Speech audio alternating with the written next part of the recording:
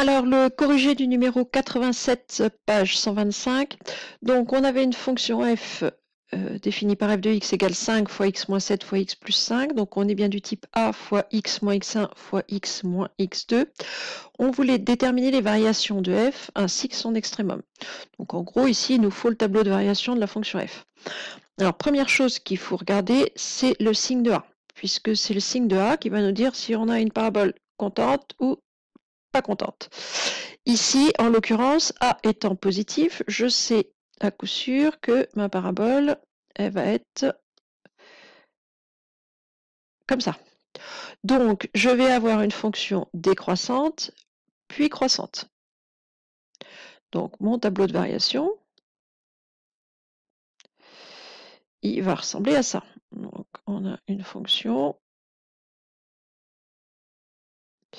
donc x qui va aller de moins l'infini à plus l'infini.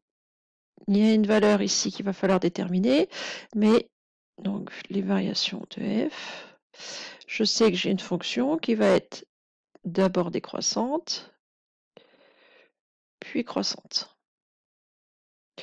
Donc le tout, c'est de savoir en combien va s'opérer le changement de décroissant à croissant. Alors, ce qu'on a vu dans le cours, c'est que le changement de décroissant à croissant, c'est au niveau du sommet, et que ce sommet, il est au milieu entre les deux racines. Donc ici, il faut déterminer les racines de ma fonction. Donc on a les deux, enfin 5 fois x moins 7 fois x plus 5, c'est-à-dire que les racines de cette fonction-là sont 7 et moins 5. Donc ça, les racines de f sont donc 7 et moins 5. Je vous rappelle que si vous voulez les retrouver facilement, qu'est-ce qu'il me fait ?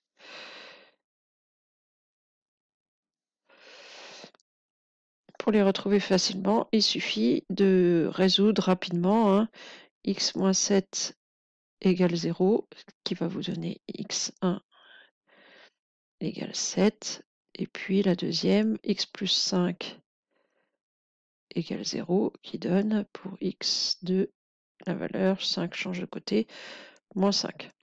Bon, ceci dit, ici, vous avez le droit de les donner directement, elles sont visibles. Donc, les deux racines, je sais que ma parabole, elle va couper mon axe des abscisses. Alors, donc, ouais. En 7 et en moins 5. Et donc, mon axe de symétrie de la parabole, l'endroit où se passe mon sommet, c'est au milieu, entre moins 5 et 7. Alors, c'est un dessin qui est très grossier, hein, qui n'est pas vraiment à l'échelle.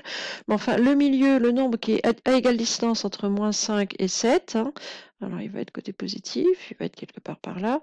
Je vais le calculer en faisant la moyenne entre moins 5 et 7. C'est-à-dire, j'ajoute moins 5 et 7 et je divise par 2. Donc ici, ce qu'on appelle alpha, hein, l'endroit où s'opère le changement de variation, je vais le calculer en faisant moins 5 plus 7 ou 7 moins 5, c'est pareil, divisé par 2. La formule, c'est x1 plus x2 sur 2.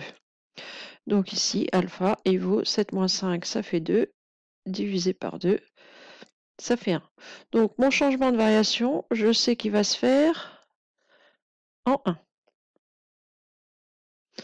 Voilà, donc je peux ajouter le 1 tout de suite dans mon tableau de variation. Et ensuite, je veux l'extrémum, donc il me faut le nombre que je vais mettre ici. Le nombre que je vais mettre ici, bah, c'est l'image de 1. Donc je vais tout de suite le calculer. L'image de 1. Alors, je vais reprendre ma fonction. 5 fois, donc je remplace x par 1, 1 moins 7, fois 1 plus 5.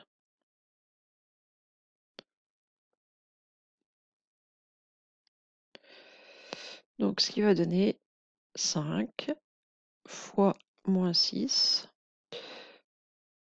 fois 6. Ce qui doit faire moins 180. Donc, moins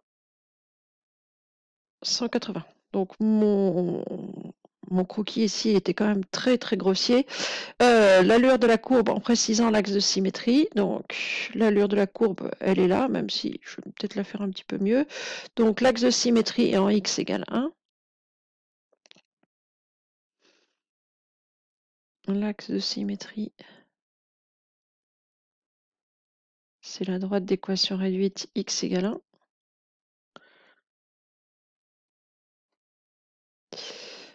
Voilà. Donc l'allure de la courbe, les racines. Hop. Donc l'allure de la courbe. Je vais le mettre tout de suite aussi. Les racines, je l'ai dit dès le départ.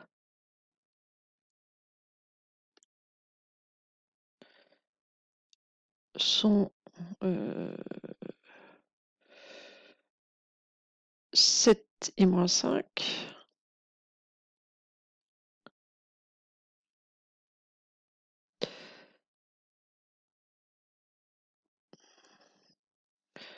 Donc si je fais mon repère,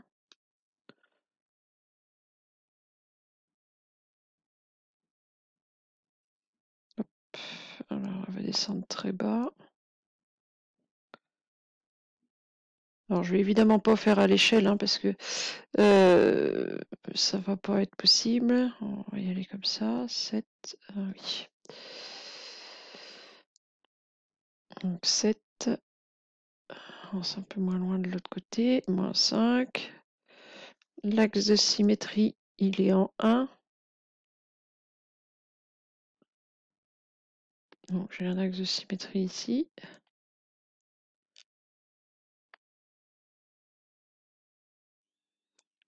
Voilà. Et puis ma courbe, elle va descendre. Alors, on va dire qu'on n'est pas à l'échelle. Puisqu'elle elle doit descendre jusqu'à moins 180.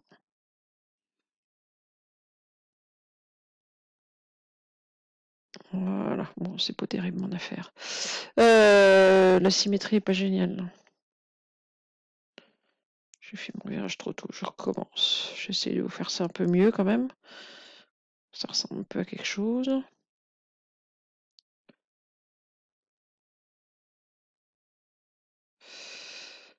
Donc l'axe de symétrie, il est ici.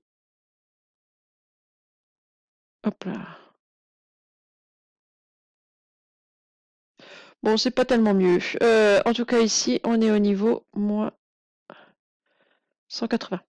Donc voilà pour l'allure générale de la courbe.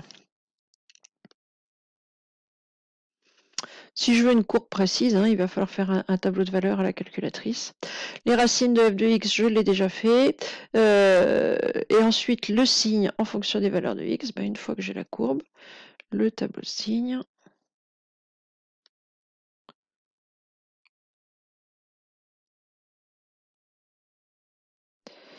Donc x va aller de moins l'infini à plus l'infini. Ma fonction, elle commence par être positive ici, hein, donc pour toutes les valeurs inférieures à moins 5. Donc, pour toutes les valeurs inférieures à moins 5, j'ai une fonction qui est positive. En moins 5, ça vaut 0. Ma fonction est négative entre moins 5 et 7.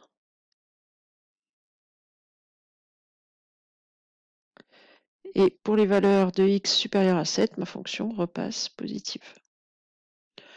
Voilà pour mon tableau de signes. C'est tout pour cet exercice.